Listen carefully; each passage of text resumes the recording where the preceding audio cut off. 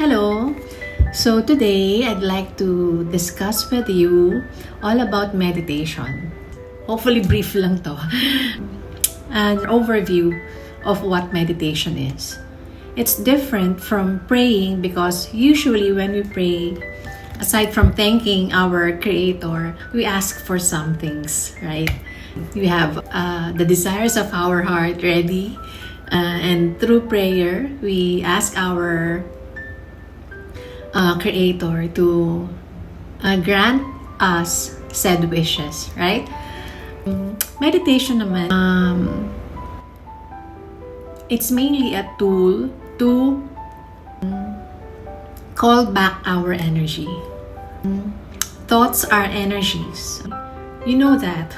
Ang iba, pagka meron tayong inisip ng inisip, like meron tayong exam, meron tayong presentation, kahit nakaupo lang tayo, kahit nakahiga pa tayo, basta nag-isip tayo na nag-isip, we put energy into something, makikita na lang natin na parang na-deplete tayo, nanghina tayo, we got so exhausted because yung thoughts na in focusing on those things, yun ay energies na binibigay natin doon sa mga isipin na yun, right? So, when we are always overthinking, when our minds do not stop thinking, labas tayo ng labas ng energy.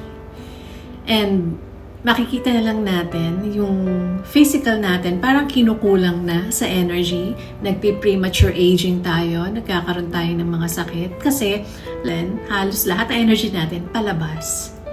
Okay? So meditation is a tool to call back our energy towards sa atin para mailagay yung energy na yon sa sarili natin at na nare-recharge, nare-rejuvenate kasi na hindi lang pagkain source ng energy natin kundi yung energy talaga, yung light ng ating source which is all around us, we call them back towards us. Nung bata pa tayo talagang puro lang tayo laro, right? And wala tayong problema, wala tayong iniisip kaya naman kita natin, di ba, ang ganda ng skin, healthy, laging masayahin lang, right? Walang fear sa mind kasi wala pang mga responsibilities usually ang mga kabataan. But once we start is accepting responsibilities or responsibilities being forced on us, lalo na pagka we start our formal education and we put energies into different things, iniisip na natin yung mga subjects natin, mga sinabi ng teachers, sinabi ng parents, yung mga kailangan ma-accomplish, unti-unti, yung energy natin na nagsusustain itong physical natin, napupunta na sa ibang mga isipin, sa iba ng mga bagay. Right? And yung isip natin, kumbaga, kalat-kalat na. Hindi katulad dati na nakafocus lang yung energy natin sa atin. Our energy, sinusuplayan niya yung physical natin. Tuloy, maayos tayong kumikilos, makita tayong sakitin, healthy tayo habang bata pa. And then, nung nagkaroon na ng responsibilities, yung energy natin, kumalat na. Yun yung tinatawag natin na fragmented na or divided, watak-watak na yung isip natin. Okay? And that is not really advisable, although we cannot help it kasi yan ang pamamaraan ng mundo na to. Ang dami nating responsibilities. This world is telling us na we should have this, we should have that, we should do this, we should do that. Yun yung sinasabi, di ba, na we go with the ways of this world.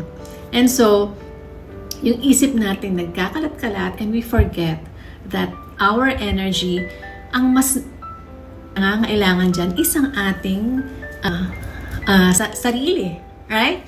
So, akala natin, di ba, yung kailangan lang ng sarili natin.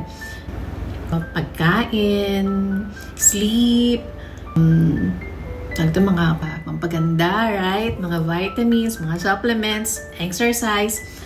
Pero ang main talaga na kailangan ng katawan natin is yung energy natin na dapat tama ang frequency. Yung energy natin na dapat maayos ang flow. Kasi yung energy natin talaga ang nag-a-animate dito sa ating flesh. Right?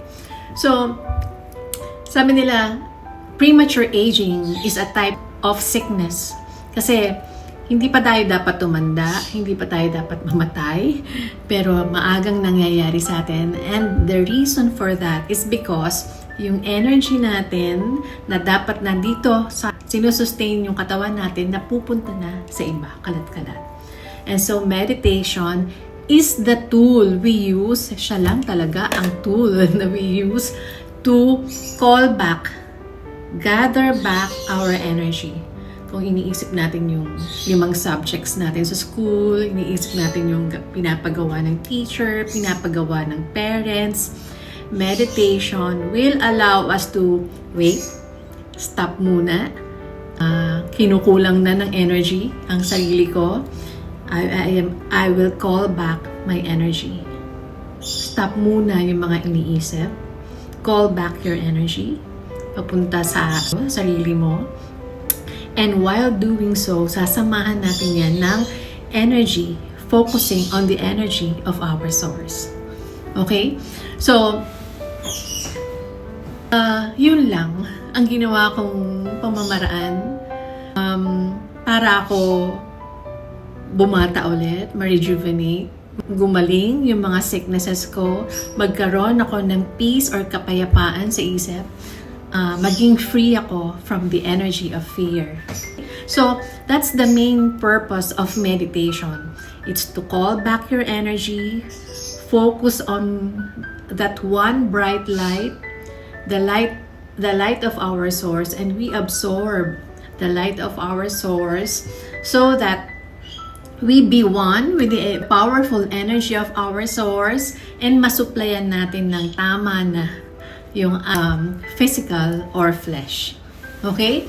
So, meditation is very, very important. Kung mapapansin natin, marami sa ating mayroong depression, mayroong anger issues, panay worry, or hindi makatulog ng maayos, anxious, ayaw tumigil ng isip, kasi na-train na siya, naisip ng isip, right?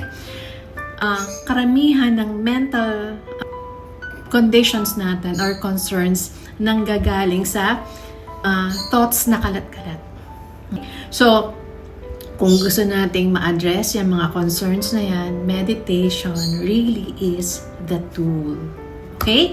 So, next time, I will share with you how I do my meditation. Meanwhile, I send you love, light, peace.